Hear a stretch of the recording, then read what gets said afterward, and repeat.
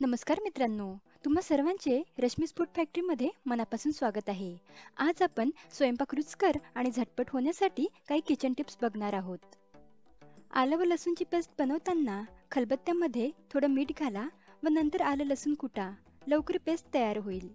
सुकं खोबरं खूप कडक असेल तर ते अर्धा तास नॉर्मल पाण्यात भिजत ठेवा व नंतर कापा. लवकर कापलं जाईल.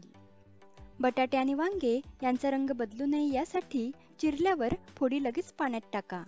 स्वयंपाक करायला सुरुवात करण्यापूर्वी एका भांड्यात पाणी गरम करून ठेवा. पुलाव, खिचडी, भाज्यांची ग्रेव्ही तयार करताना गरम पाणी वापरलं तर ती शिजण्यासाठी वेळ कमी लागतो. शेंगदाणे भाजून दळून ठेवले तर भाज्यांमध्ये दाण्याचं कूट टाकणे सोपे जाते. गोड पदार्थ नेहमी जाडबुडाच्या भांड्यात करा, ज्यामुळे ते करपणार नाहीत. एखाद्या पदार्थांसाठी खसखस मिक्सरमध्ये वाटायची असेल तर ती आधी 15 मिनिटे पाण्यात भिजत ठेवा. नूडल्स मोकळ्या होण्यासाठी शिजताना त्यामध्ये 1 थेंब तेल टाका आणि शिजल्यावर गरम पाण्यातून निथळून थंड पाण्याखाली धरा. रात्री कडधान्य अथवा डाळ भिजत घालण्यासाठी विसरला तर ती लवकर भिजण्यासाठी गरम पाण्यात 1 तास भिजत ठेवा. लिंबाचा रस व्यवस्थित निघण्यासाठी लिंब काही मिनिटे कोमट पाण्यात बुडवून ठेवा.